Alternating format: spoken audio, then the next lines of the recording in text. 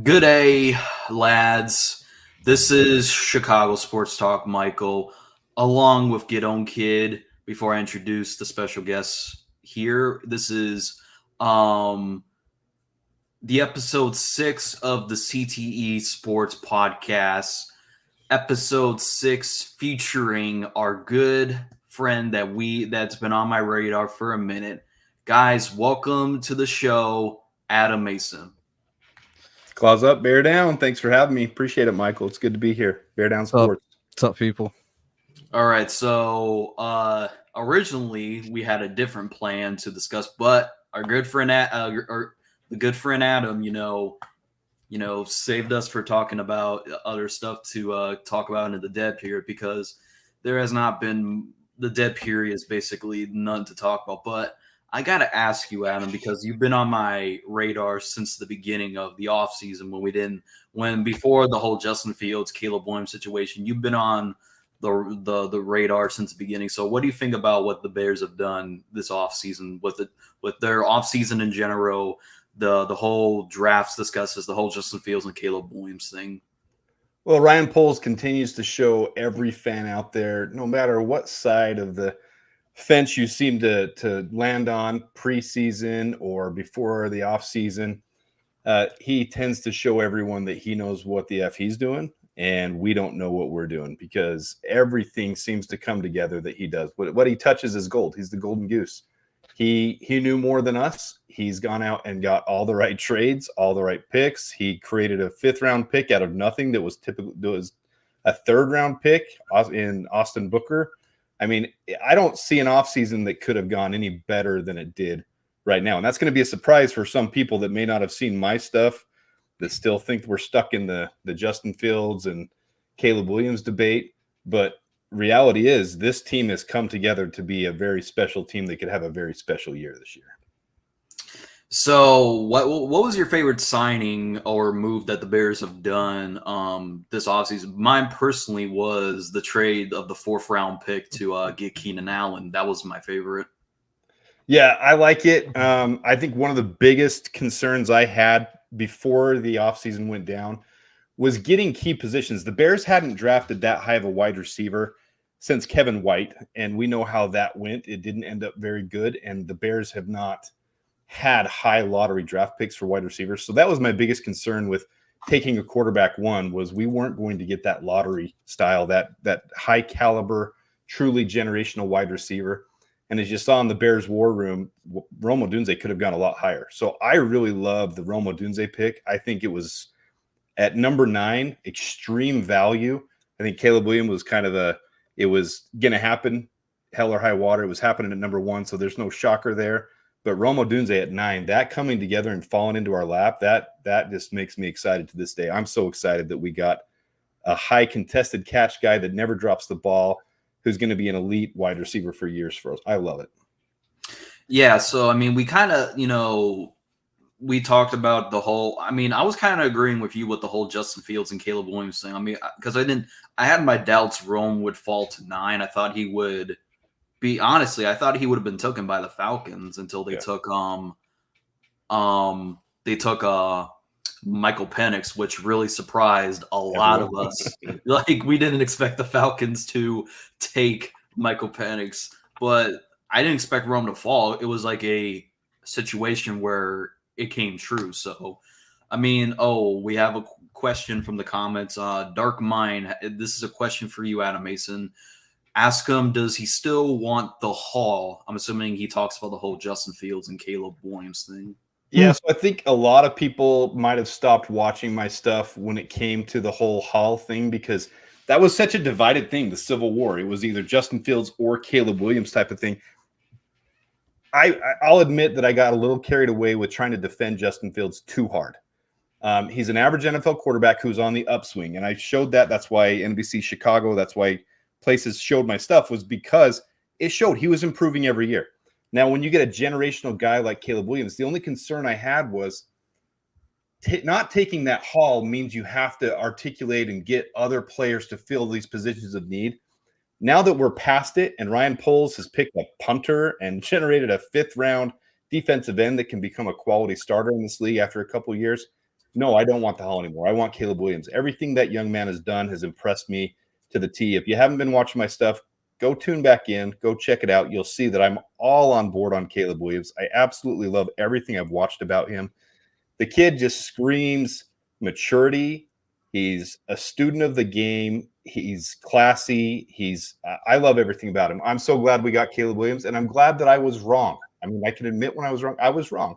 I'm not wrong that Justin Fields is an ascending quarterback. He has the potential to be good, but the prospect of Caleb Williams is clearly a lot higher than where Justin Fields is. So I'm glad we got Caleb Williams. Yeah, yeah, that was one heated debate about Justin or is it Caleb. I was surprised we weren't talking about the other quarterbacks. It was only Caleb or it was Justin Fields. But I think the reason why they wanted to keep Justin Fields is because of the simple fact that I do think that he didn't have his fair share. If you go look at the first game he had against the Browns, that was pure torture to watch. And in there. like the 2 years that he was in went through a full rebuild. The second year they tear down the roster pieces a little bit by bit. And Justin Fields in his second year in the 7-game stretch against teams like Miami, against teams like the Lions, teams like the Falcons, there was a time period where the Bears offense didn't the Bears offense did score 30 points a game. It was just the defense was so awful. Like the team was torn down. I think the only good player on that defense that year was arguably Jack Sanborn. And that looks bad if a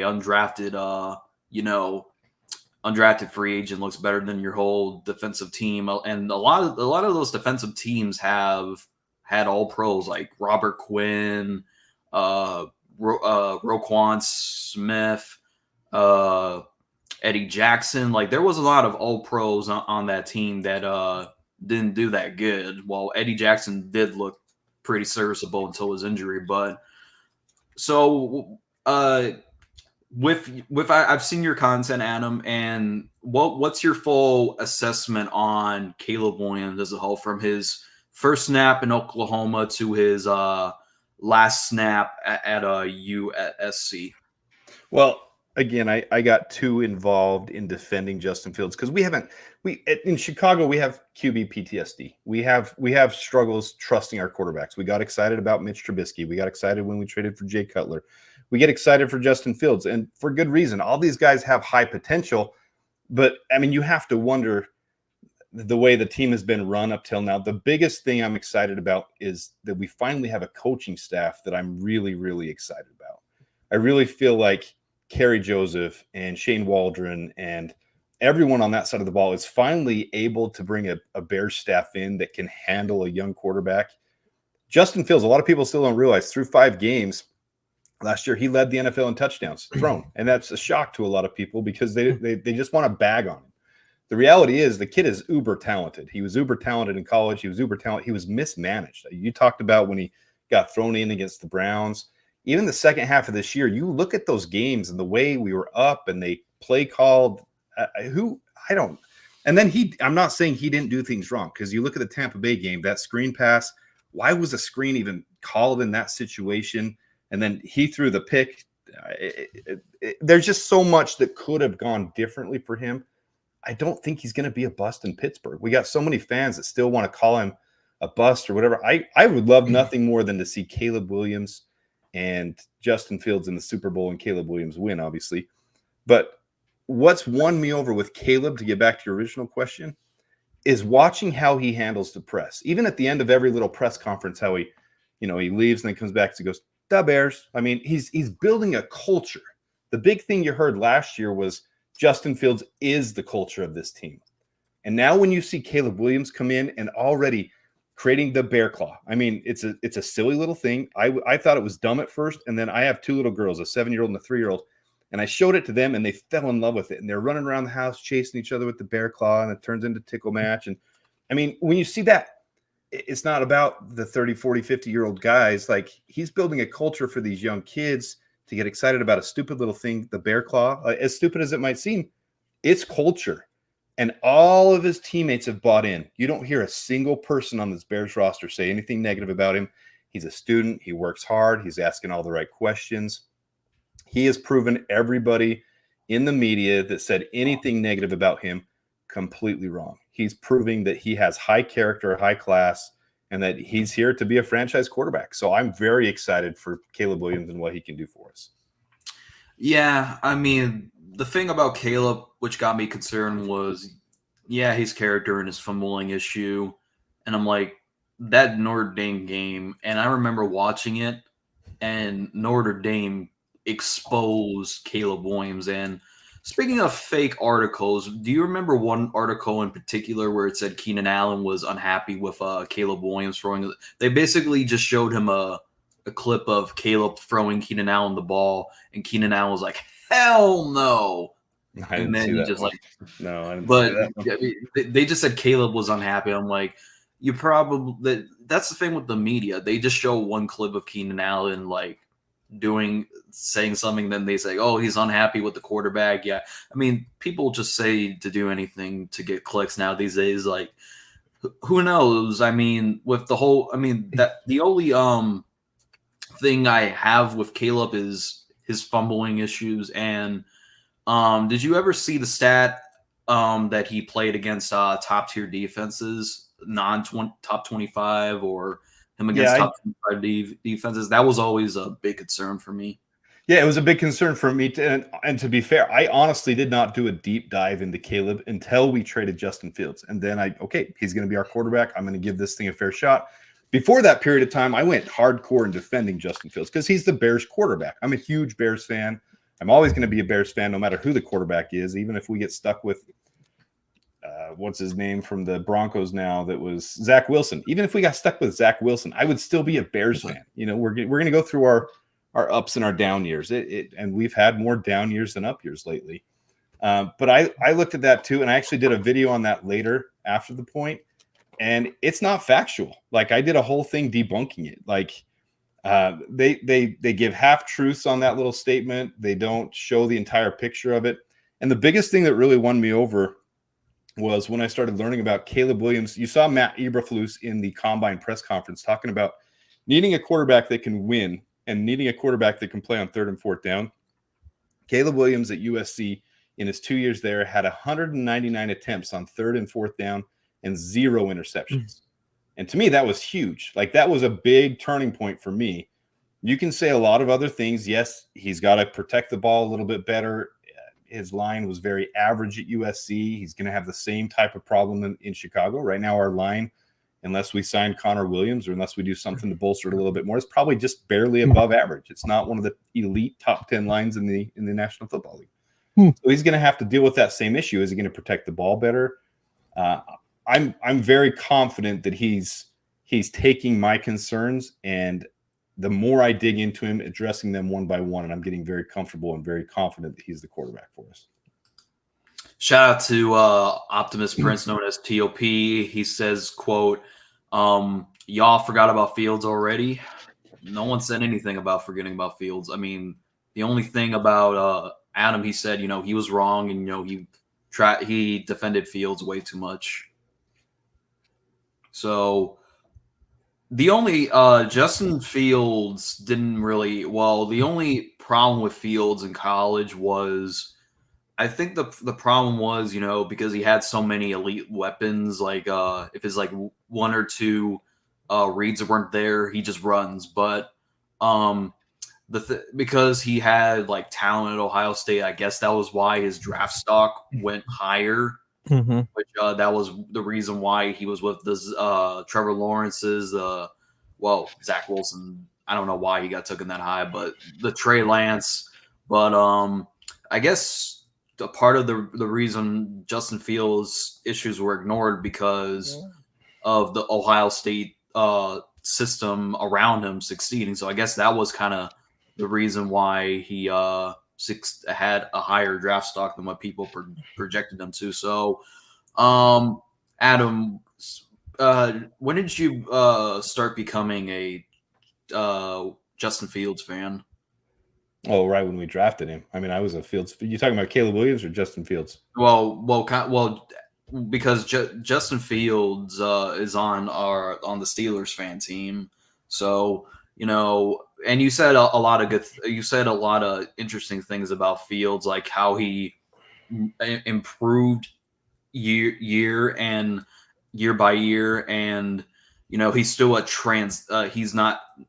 No one's saying that Justin Fields is a superstar, and the thing about Fields is he was ranked 25th the second year. Now he's ranked 15th.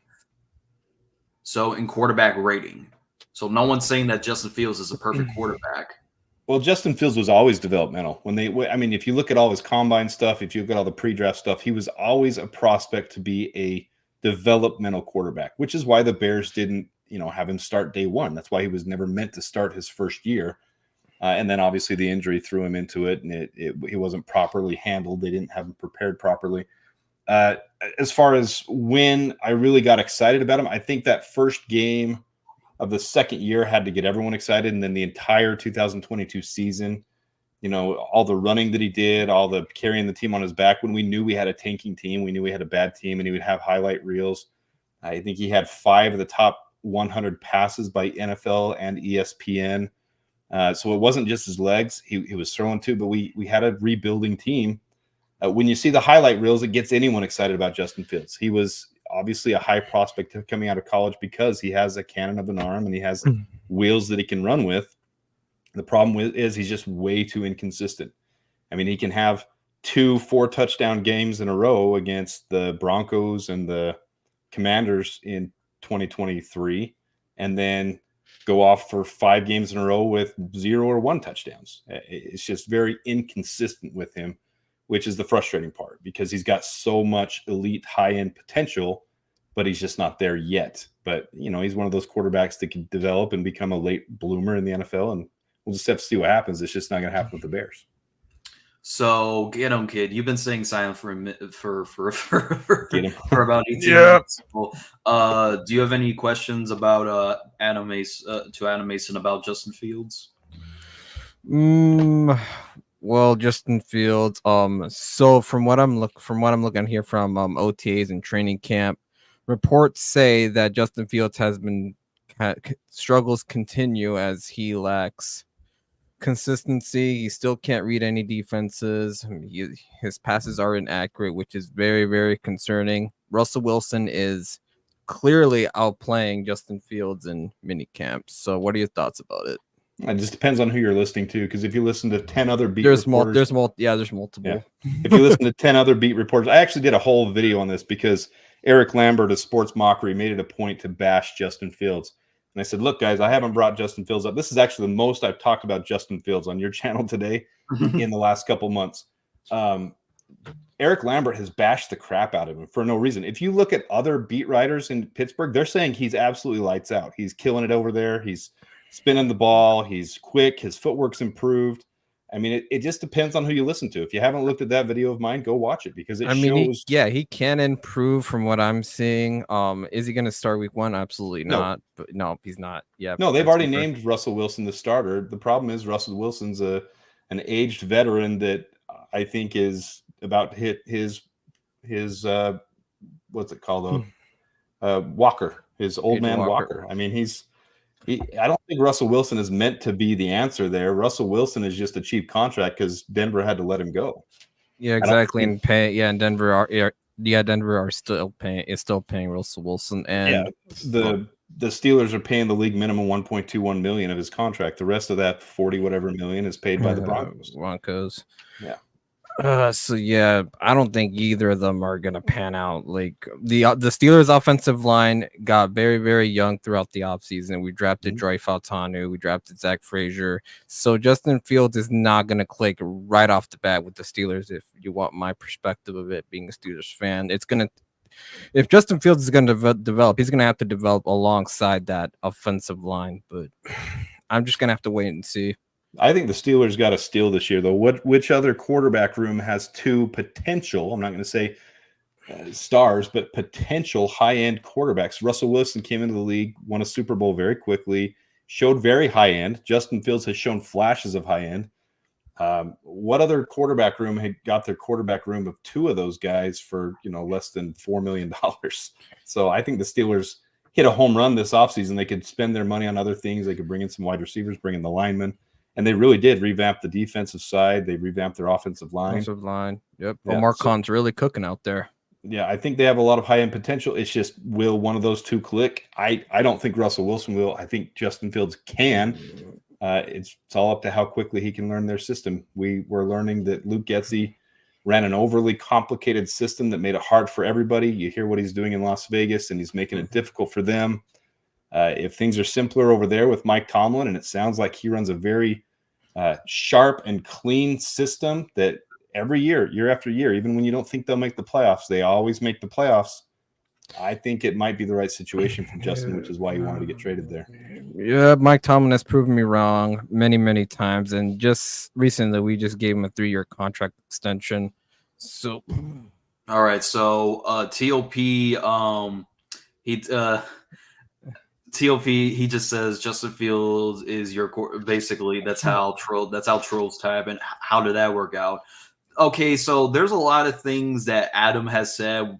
There was at one point where I said that Adam is going to be but basically someone said that you're anti-Caleb, because I remember you're like saying, like I remember the first video I watched in particular, you were comparing and be like, oh, do you guys really want another Zach Wilson on the team? See, even he probably don't remember that he said that, but I do. No, I remember plenty of things I said about Caleb because I was defending Justin Fields and because I hadn't done the deep dive search into Caleb yet. I will say Caleb is proving me wrong. I didn't know before he was drafted. I mean, I do the deep analytical junk that a lot of people don't, and I didn't have any clue that he was so clutch. That he was in a tough situation too. He was in a tough situation at USC, and it's easy to bag on someone for crying to his mom, for painting his fingernails, to being into GQ and fashion shows and stuff like that. It's easy to bag into it. And just like Cole Kmet said, and some of these other guys said, until you actually get to know someone, you're not going to give him a fair shake. I wanted Justin Fields to stay the Bears quarterback. You asked me that same question today, and I would not take Justin Fields back. I would much rather have Caleb Williams on the Bears than Justin Fields. Doesn't mean I hate Justin Fields. That's the biggest thing I'm kind of bothered right now by Bears fans, is you still have to bash on Justin Fields. He was such a good figure in this community. Like, he's so good to the underprivileged. He was out there doing service. Like, he was classy, always put his head down and went to work type of kid. I liked him. I really liked him. I hope he has success in the future, but I'm not gonna cheer for him in Pittsburgh. I mean, go Pittsburgh. If anybody wants to go, except when he plays the Packers. Oh yeah, or anybody in the NFC North. Kill him. So don't say never. Don't say never. because also your guys Swifty, I gotta give it to him and David Clapton. They went to war on a spectacular in some what channel was it that they went at it on? It's probably Bears Chat Now. Oh yeah, it was Bears Chat Now. And the only thing that I have to quote like David Kaplan and be like, "Stop smirking, Swifty. Stop smirking." That's pretty funny. Yeah, David Kaplan, even though he's taking his victory lap about him being right about Caleb being the pick. Do you want to know what's so funny about David Kaplan is he didn't even want Caleb. David Kaplan didn't even want Caleb.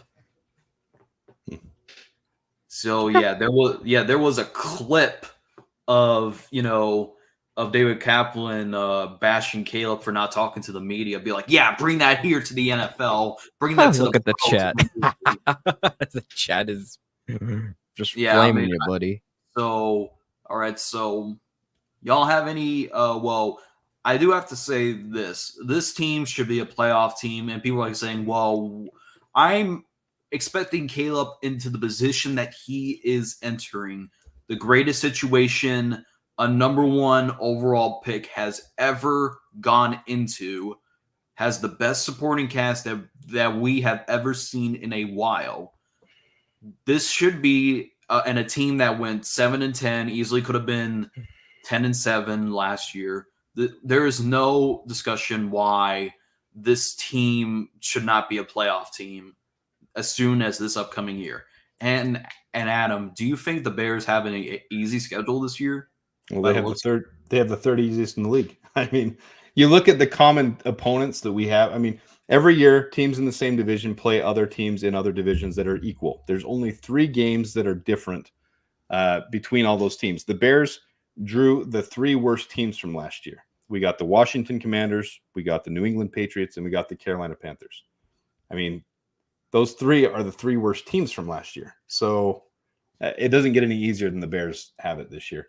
Yeah, you combine that with a whole new coaching staff and all the pieces we've added together, and there's no way we should miss the playoffs. There's no way that we should not be in the playoffs, even with a rookie quarterback. This defense should be able to carry us to the playoffs alone. All right, so he said, Adam Mason, did you see Nick Foles' comments about Justin Fields? Yeah, they're bashing each other. I mean, people with egos have issues getting over stuff. Nick Foles wanted to make it a big issue that they didn't get along here in Chicago. You're not going to hear that about Caleb. Caleb seems to be getting along with everybody. Like I said, he's proven everyone wrong. He's proven that he doesn't have the character issues. I mean, learning stuff like Caleb, when he went to the Heisman, I mean, for example, he wouldn't go unless his entire offensive line could come. Like, he wanted them to share in the honor because they were a part of his Heisman. Like, those things are things you don't hear about when you're hearing all the negative circulating around. So I see some of you guys in the comments, some of you guys hate that I was a Justin Fields fan, or you hate that I was defending him. Like, guys, it's time to get over it. Like, I'm all on boards on Caleb Williams. If you're still stuck on the Civil War, you're stuck on the wrong issue. Because this team has so much potential. So, yeah. And TOP, I'm reading that comment, and guess what? Adam Mason compared Caleb Williams to. First video, Zach Wilson falls under the same category as Jamarcus Russell. I mean, well, Zach Wilson's slightly better, but like I said, this is all comedy, but it's basically. Well, June's almost over, so it's technically July, and we're still talking about the comments are still talking about the Civil War that wouldn't happen. Like, Justin Fields is on the Steelers. All right, he's not the Bears quarterback. It's time to talk about Caleb. So my real issue is, why do these people want Justin Fields to fail in Pittsburgh? Like, he was good to the city of Chicago. Why do they want him to fail? I don't understand. Probably just to prove a point. Yeah. I don't understand it, though, because he was good to us. He was a good quarterback for us. He did a good job being a classy figure for us. We were in a rebuild. He was collateral damage. Like, he came in at the wrong time. We had to rebuild around him. We've rebuilt this team. Exit quarterback. It all makes sense when you see these high quarterback contracts, and you're going to see Jordan Love, who's the biggest bust, get a quarterback contract this year. Yeah, we definitely got to talk about that. I can defend that one. Bro, why okay, so how many games? The game's on the line for the Bears. Okay. We have a potential to win the game. How many times did Justin Fields blow those? Three. I remember. Well, how many did Jordan Love blow for the Packers? 7. League leading. He blew the game 7 times. 7 turnovers to end the game for the Packers. The Packers are a well-run team with the second best coach in the NFL. The Packers, there's luck. And luck is a real thing. I mean, I did a whole video on it. Luck is an issue where things out of your control, like another team misses a field goal. It's out of your control, but they missed the field goal and it went in your favor. They do a luck factor every year. The Packers had +2 wins from luck last year. They were the luckiest team in the NFL. They went 9-7. Without that, they'd be 7-9. And Jordan Love blew 7 games for them. He had one of the worst poor pass ratings in the NFL and one of the worst adjusted completion percentages in the NFL, which is a true metric of the quarterback without the rest of the team, how he really did compared to the rest of the team. Adjusted completion percentage, adjust down how the quarterback did with or without his team. He can't hit the bright side of the barn. I realized he had 1 or 2 good games, 1 or 2 good throws, but the end of the Niners game, I had a short on it. If you go look at it, I predicted he would end that game with the Niners in an interception because he had 7 in the season. He ended the Niners game with an interception because he sucks balls. The end. Oh, yeah. I mean, I mean, you just won a playoff game, though. I mean, one against the Cowboys. The Carolina Panthers could have beat the Cowboys. The Cowboys find a way to tank every single. Look at how poorly they played the first half of that game. There's the any Panthers team in the league, beating the Cowboys in the playoffs. Sure, any team could have beat the Cowboys in the playoffs. Tom Brady couldn't even beat the Cowboys in the wild card 2 years ago. That was because Tom Brady was like a washed-up old man. But here's the thing: I don't. If this was years ago, I would say, yeah, Jordan Love's a complete bust. But I think Jordan Love is at his. I think he's I think he's like below, to average quarterback. I do got to see if he'll do it again this year because technically last year was his rookie year. Now teams have tape on him. But like I said, I don't necessarily think that he's a bust like Adam Mason is. But I do think that he can be like an average quarterback, like a Matthew Stafford, maybe Alex Smith, probably. Alex Smith is a great quarterback. Matt Eberflus gave a great comment that helped a lot of fans understand why they traded Justin Fields. Jordan Love is very Justin Fields-esque. He could be as good as Justin Fields. Jordan Love is a player that you can win with. The rest of your team will have to make the win, but you can win with him. You'll never win because of him. That's why we traded away Justin Fields and drafted Caleb Williams, because we're going to win because of Caleb Williams. They're never going to win because of Jordan Love. They're going to win with him because the rest of the team is good. I mean, yeah, Jordan Love is in that category of winning a game with, but we have to see. I have to see it next year if he can do it again, because teams have tape on him. Like I said, I mean, I do got to give him credit, but the one time I root for the Cowboys, they disappoint me. Like I was watching that game and I'm like, oh hell no! Like I saw the score at halftime. I'm like, Dak, what are you doing? I mean, death and taxes are guaranteed, but the Cowboys losing. I may even believe your point about the Carolina Panthers may even beat the Cowboys because the Cowboys play down a competition in the playoffs. So, yeah. So he said that Renemeter can speak as a Chiefs fan. Love smoke doesn't prove that he can play ball. Fields never gave us a scare. Oh, he's talking about the Sunday night game that the Chiefs had against the Packers.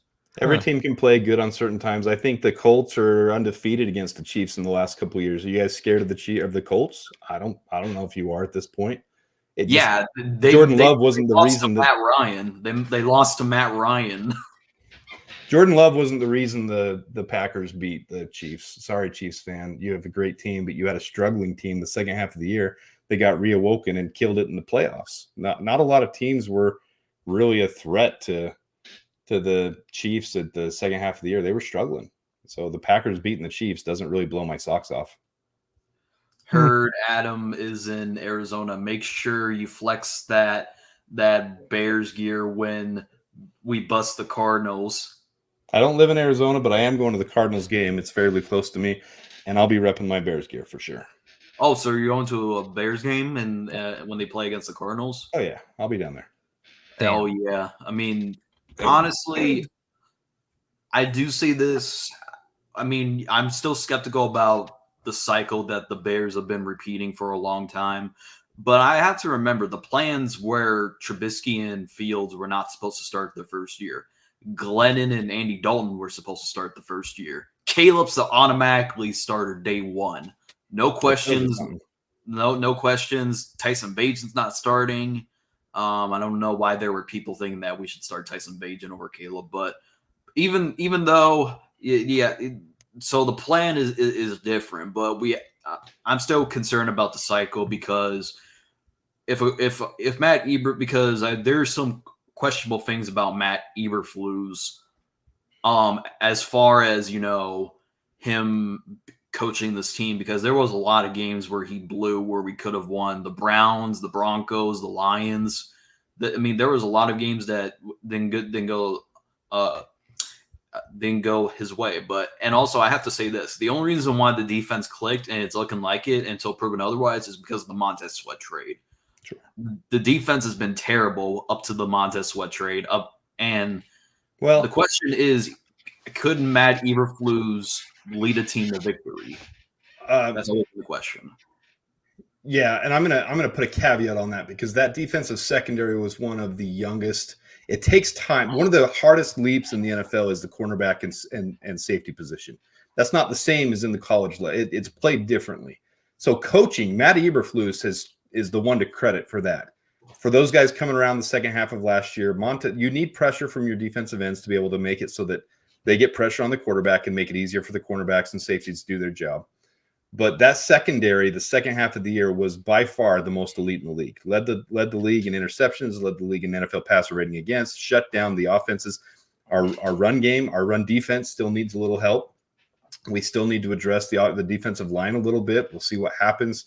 We're not completely done with this rebuild. We have a first and 2 second rounders next year. But Matt Eberflus is obviously a defensive-minded coach. Bringing in Shane Waldron is the smartest thing he could have done. Shane Waldron is a very, very smart offensive coordinator. He comes from, a brilliant coaching tree that knows how to run the West Coast offense. And just like Cole Kmet, said in one of his press interviews, they said 70% of teams run the West Coast offense. What makes this any different? Well, 70% of them run it, but it's how you call it. So Luke Getsy compared to Shane Waldron calling the offense for us is going to be really the big thing this year. That's where the rubber is going to meet the road. Is how are we going to call it differently? Is it going to be different than it was last year? And I think that's where everybody's expectations are so high. Is because we have all the weapons we have now. We have DJ Moore plus Keenan Allen plus Rome Odunze plus Cole Kmet, Gerald Everett, DeAndre Swift, Khalil Herbert, Roshan Johnson. We have all of those weapons to run a very push the ball down the field style of offense, and we can finally do that. We're not having the excuses we had in years past. So that takes, it's smart. Your head coach is a defensive-minded head coach. You have to have smart play callers on the offensive line, and I think he's done that. So, Spongy. I think we can win. Spongy, if you're not asking a question, then I'm not going to. Well, it's a little kid, so, he's an Eagles fan. So, it's not, well, if you have a question, so, I don't know, I guess I could show it. So, okay, I'm curious if Lubb is a bust for his 1 year, successful, then who else does he, he also said respectfully, then who else does he consider a bust right now? It's a fair question, but the reality is, what made Jordan Love a success? What metric are you going off that you think Jordan Love was successful? The national pundits saying that he's all right? Because yards, touchdowns, interceptions are a box score. That doesn't mean anything. Teams can have a different style of offense run and be able to, you look at all the throws he had, and so many, like Luke Musgrave against the Bears, that he's wide open, and Jordan Love underthrew him by like 7 to 10 yards, where Luke Musgrave had to come back and dive to catch it to get the catch. I don't know. I'm not a Jordan Love fan, and it's not just my Bears homerism. I look at all guys with the microscope. He hasn't done anything when he's one of the worst poor passers in the league. He's in the bottom 5 in poor passing in the league. He's like 27th. His poor pass balls, meaning balls that were not placed on target. His adjusted completion percentage was one among the worst in the league. He got 4,000 yards. He got touchdowns. He had low intercept. It's because of how Matt LaFleur ran that offense. You put any other quarterback. I'm serious with this. You put 25 other starting quarterbacks on the Packers last year, and they had a legit shot to win the Super Bowl. Yeah, you can put Jamarcus Russell. Well, I'm not going to go that far, but Bryce Young. Nah. But before I get to Spongy's question, TOP says, "What's the Bears' record this year in your view?" I'm really glad the Bears' schedule lined up the way it did. We're going to lose to the Texans. It's going to happen. I would love for us to go undefeated. Every team would love to see their team go. It's not realistic. We should beat the Titans off our defense alone. Their offensive line is also young. They have some nice new additions, but our defense should handle their offense easily. All we need to do is score 17 to 20 points, and we're going to win that game. Great game for Caleb Williams to come into the league. No pressure on him. No rookie quarterback wins their first game. It just hasn't happened. Not even CJ Stroud last year. He lost his first game. I see us beating the. Look how that turned out. Yeah, and he turned it around. I see us beating the Titans, though. I see us losing to the Texans. After that nice 4-game stretch, 3 games before we head to London, is a nice buffer cushion for a rookie quarterback. Because of that, I think, he'll have to go through his struggles of learning. I really see this as a 10-win team. That's right where I put us, about a 10-win team. I see us going 10-7. We have the ceiling, if everything clicks sooner, that we could be a 12-13 win team with this roster. This is a stacked roster. And the floor, I don't see us losing with the third easiest schedule in the league. The Packers are facing the Eagles, and I don't remember all their non-similar games to us, but they have 3 tough games. The Lions have 3 tough games. The Vikings have not as hard as them, but not as easy as ours. I see us winning between 8 and 13 games, and realistically around 10 and making the playoffs. I would like to see 11, 12, but 10 is probably realistic. So Spongy says, why are you calling Jordan Love a bust? I think I've explained that about as far as I can. He can't throw the ball. I mean, he's just like Justin Fields. He can throw some highlight plays because things are called properly for him. But unlike Fields, he can't hit the broadside of a barn when he has to. Like on average, his throws are 5 yards over his players' heads or 5 yards under them. Like he had 3 or 4 games in a row at the end of the year where he showed high potential, where it's one of those things. Why do you think the Packers their GM said, we're going to get him extended, but the extension hasn't happened? Jordan Love has it filled in his head that he's the next great quarterback, and the Packers are worried to hell because he had a couple good games at the end of last year, but they know his advanced metrics. They know his adjusted completion percentage. His poor pass rating is super low. They know that he hasn't shown that he's an elite quarterback yet. He's shown flashes of potential, and this is the same thing the Bears went through with Justin Fields. Do we extend this kid, or do we get rid of him? I don't know what the Packers are going to do, but I'm really, really hoping they sign him for a 5-year, $275 million extension. That would be amazing for the rest of the NFC North. Yo, I'm just laughing at these comments. He won a playoff game. That's what I said. Great, and they almost went 7-9. They went 9-7, limped into the playoffs, and played the Cowboys. Woohoo! Good job. And then when they went against, they did have a comfortable lead, leading the Niners until they blew it. And what happened against the Niners? He threw a pick to end the game. I mean, you guys act like he's something special. You guys listen to too many, not you, Michael. You guys in the chat, you're listening to too many talking heads. Like, do some research on these guys. Look at the numbers. Jordan Love, we'll see what happens this year. We'll see what happens. The Bears are going to sweep the Packers. Yeah. Oh, that's a very hot take that the Bears will sweep. I mean, I do have us beating them at least once, but I do. I mean, with like I said, his prediction his analysis on Jordan Love is a complete different. If this was years ago, I would have said Jordan Love is not going to succeed at all because I was just laughing when they took Jordan Love. But I know I'm not saying he's a complete bum. I'm not saying he's an elite star. I'm just saying that he is a average, below average to average quarterback, which is fine. So and everyone's going to have their opinion. I don't know how they can base that opinion off of a couple of good games. We'll see what happens this year.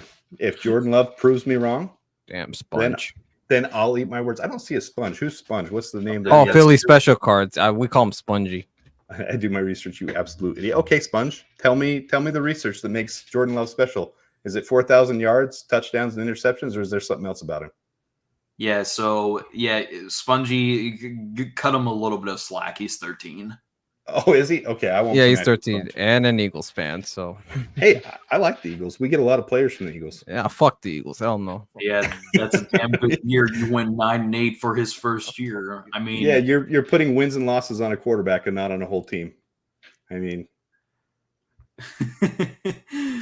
does he know who his quarterback is going to be? As someone who watches college ball and is a fan of Williams, he ain't the cleanest. Either his interception ratio was mad. 5 interceptions on the whole year, 3 against one team. The rest of the year he had 2. What's mad about 5 interceptions? And 2 the entire year minus 1 bad game. He just Spongy. Look. I haven't interacted this much with a chat in a while. This is kind of fun. Yeah. Well, this is Michael's chats are legendary. I'll say this. They get pretty wild in here. Hey, I might have very opinionated takes, but I have basis for it. I don't ever say something that I don't have a reason for saying. Yeah, but I do got y'all. Okay, with the comments going at Adam, like all I have to say is this: you got to respect one thing about Adam is he is sticking by his guns. Unless I'm wrong. When I realize I'm wrong, I'm wrong. Caleb Williams is a great quarterback. I'm glad we got him. I was wrong to defend Justin Fields that hard and to not give Caleb Williams credit. But to be fair, I didn't look into Caleb Williams until it was like for sure that he was going to be a Chicago Bear. Master J, wins and losses are not a quarterback stat. Caleb, technically they do still count as a record, but if you're gonna say wins and losses matter, then why did we draft Caleb? Caleb struggled. Well, he didn't. That Notre Dame game and down the stretch, he lost a lot of games. So, so count back to Oklahoma as his first time at USC, where he blew a game against that's Tulane. Tulane game at a bowl. Well, no one thinks that that's actually a college. Well, I did watch that game where Caleb blew the game, but he kept them in that game for quite a while. It's just that team was bad. Everyone's going to have a bad game now and then. They're going to have 1 in 10. The great quarterbacks have 1 or 2 in 10-game stretches where they don't have to play the best ball.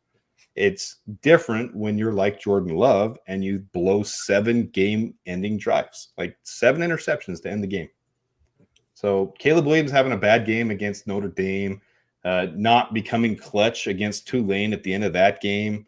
Like, come on, that's 2 games out of 24. You're telling me that throwing for 300-plus yards and his touchdown interception ratio being what it was, are people in here really not thinking Caleb Williams is not got high potential? We're not going to know the game. I'll say he does have a ceiling to be the best, but to me, I think Daniels may be the best. I do think that people don't give him credit. People always say, "Oh, he got carried by that LSU offense," but Bo Nix, I do think that he's a sleeper in this year's draft. Which one, Bo Nix? Yeah, Bo Nix. So I did videos on Jaden Daniels. I did videos on Bo Nix. I think this could be a 2020 draft class quarterback as opposed to like 2021. I think this could have the Herberts and the Jalen Hurts, and I think we could have several starters from this year's draft class that stick in the NFL for the next half a decade. Unlike 2021, where they've all been traded. I think this could be a good draft class. I don't think there's just one good quarterback this year. Yeah, because God forbid we end up like the 2021 class where that had so much hype. Even Trevor Lawrence is not even living up to the term generational. And he got paid, mind you. Yeah. He got paid. Yeah, I think that was a big mistake too. I think they shouldn't have paid him so much or given him a shorter term deal. Maybe he wouldn't have taken it and he would have walked. Who knows? But I don't think Trevor Lawrence has arrived at all. I think that was a huge mistake on their part too. Yep. Yeah, I mean, like Swifty said, no one's saying that the Jaguars should have not resigned him. I think they should have just gave him one more year to like prove it and then pay him. The thing was, he might have had really good agents and they might have said, nope, we're not doing it. You either sign us long term or we're going to walk. And they might have had their hands tied. And that's a risky thing, especially next year's quarterback class isn't as good as this year's quarterback class. 2026 is a really good quarterback class, but where do you go as the Jaguars if he leaves? Do you tank next year and go for 2026? So they might have had their hands tied and said, okay, we gotta do this. We gotta extend him and bite the bullet.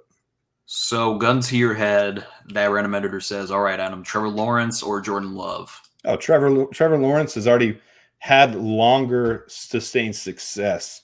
Jordan Love has a much better team right now. Much better. You put Trevor Lawrence on the Green Bay Packers, and they're easily in the NFC Championship. I mean, yeah, Trevor is better than Love. I'm like I already stated my opinions on Love early on this stream, but Trevor came back from a 27-point deficit. You got to give him credit for that. Yeah, one of the best comebacks. It's not his fault he ran into the Super Bowl champs. Trevor Lawrence is more of a pure passer than Jordan Love is. Jordan Love is running the Packers offense the way Matt LaFleur wants him to. He's just missing. Trevor Lawrence wouldn't miss those passes. Trevor Lawrence is on target. He's just got a rougher team than Jordan Love does. The Jaguars aren't as good as the Packers are. All right, but he says, but Love was behind Rodgers. Why wasn't he playing? Because Rodgers was the better quarterback. They're saying that's why he wasn't playing. Well, doesn't mean Love is good just because he was behind Rodgers. We could kind of say the same thing. Remember when Rodgers was drafted when Brett Favre was still around, and Rodgers should have been at least been the first overall pick, but San Francisco took Alex Smith. He wasn't good until 2011 when Jim Harbaugh saved his job. Yeah, see, and coaching can do a lot. That's what Matt LaFleur is really. Any quarterback that could be on the Packers right now is in a gifted situation. I hate the biggest argument by Packers fan. There's no weapons on this team. Well, look at it. There were 8 players that had a PFF grade of 60 or higher of those wide receivers. Yeah, they don't have a wide receiver 1, but they have very good players on that team and a very good system that's run for them. No other team had receivers get that wide open than the Packers did. So Jordan Love has been gifted an opportunity.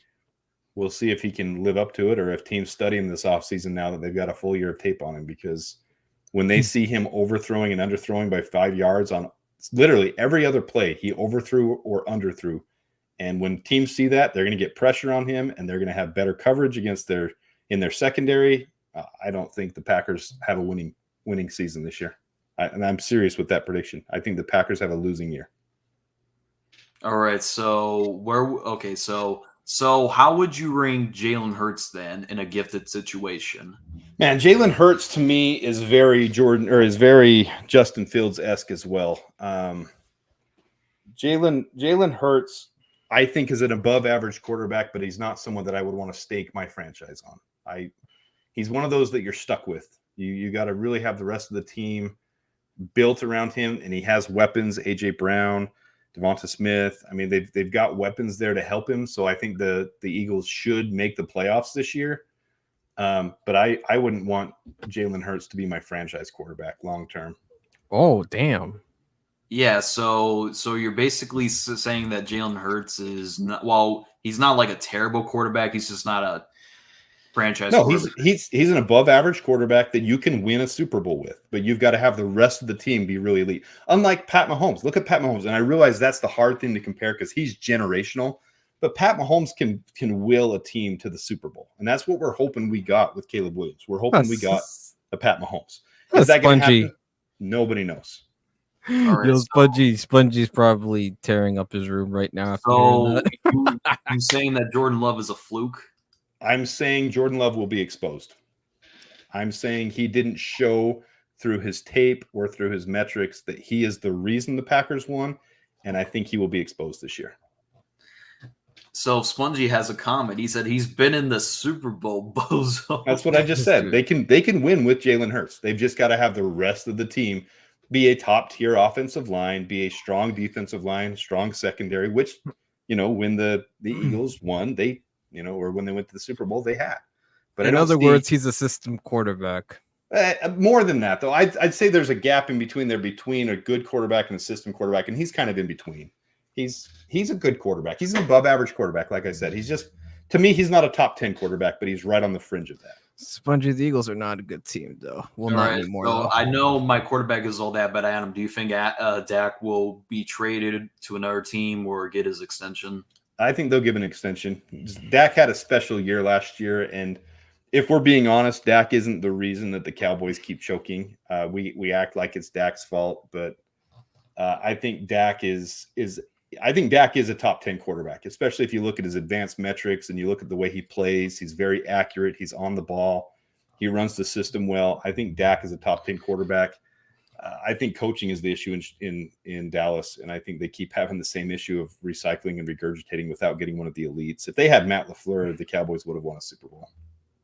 I mean, Darkmind, you have to give it to Adam. He's sticking with his guns. So I'll say so. So who ranks higher, Purdy or Hurts? Purdy. Both of them have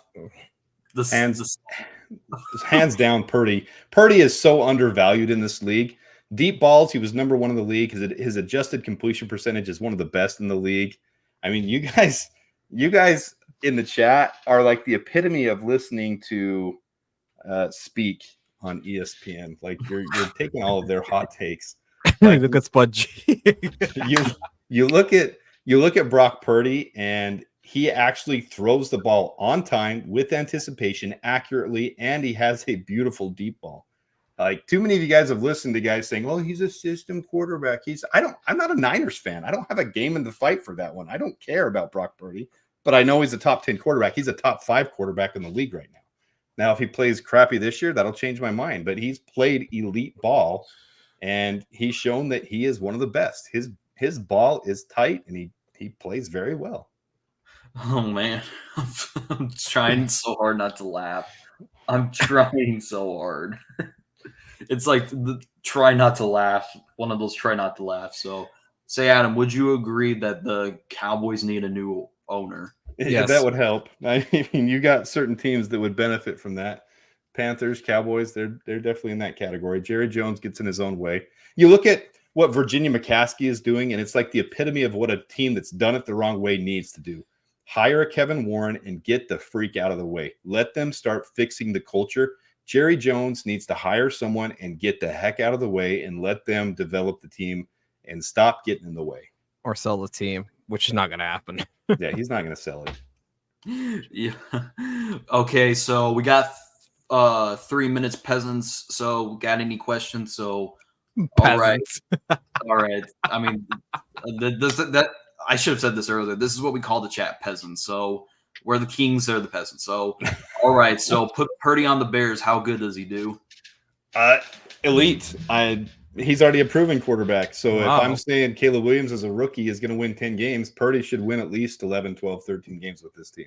You've got such weapons on this team. Anybody underestimating the Bears is just flat out silly. I mean, you're crazy to underestimate a team that has DJ Moore, Romo Dunze,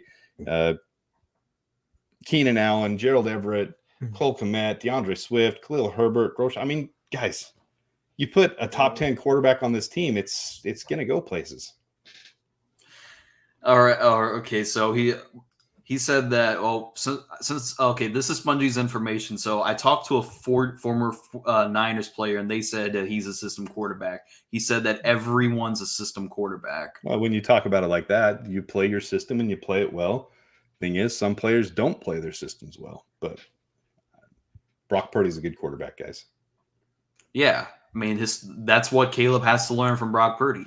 Okay, Michael, I want to know, you were covering your face and you were laughing when I was praising Brock Purdy. I was trying so hard. What's your take on Brock Purdy? I think I'm not saying he's all that. I'm not saying he's terrible. I'm just saying, like, he's a average to above average quarterback. That would be my take too. He's an above average quarterback on a stacked roster. Like if you put him like on the Panthers or on the fucking, I don't know, put him like on what's another trash team, the fucking Titans, I don't think he'll pan out. So let me ask you guys this. If Caleb Williams has 5,000 yards this year, I'm being crazy, okay? Just for a minute. And DJ Moore has 1,500 yards. Keenan Allen has 1,400 yards. Roma Dunze has 1,000 yards. And this team goes off. Is Caleb Williams a system quarterback with this new coaching staff, or is he good? I'll say give him another year. If he repeats the same thing he did, then yeah, I'll call him a good quarterback. But I honestly wouldn't evaluate rookie years, in my opinion. Just like I'm gonna have a lot of eyes on CJ Stroud, for example. So if he repeats what he did this year, then yeah, I do think CJ Stroud's an elite quarterback, and I will say the same thing for Caleb Williams. Yeah, the thing. So someone just nailed it in the chat. They said depends on the footage. That's the thing. So CJ Stroud and Jordan Love had some very similar things in their game. The thing is, when you listen to CJ Stroud talk ball, when you listen to him dissect a play, when you listen to him understanding the concepts, he's a freaking intelligent genius at quarterback.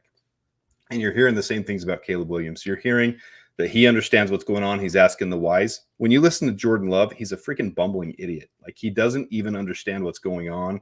He chokes over his own words. He can't even wish Bears fans Happy Father's Day without making it sound like we're his father and not he's our father. Like Stroud may not have that much of a difference with Jordan Love as far as stats wise from their last year. But that's the thing. You look at the footage, you watch on tape. I'm excited to watch CJ Stroud evolve in the league, and I 100% believe Jordan Love is regressing. Random edit. I wouldn't call Stroud elite just yet. Just like hold your horses there.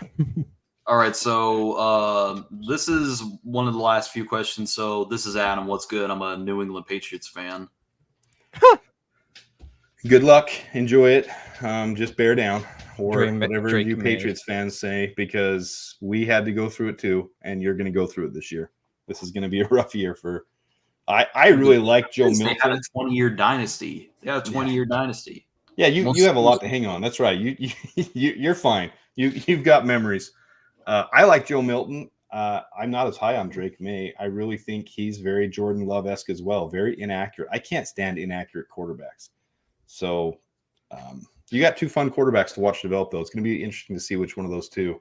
I realize one was a very high first rounder and one's a 5th or 6th rounder, but it's going to be fun to watch those two develop in New England. Fuck the Birds.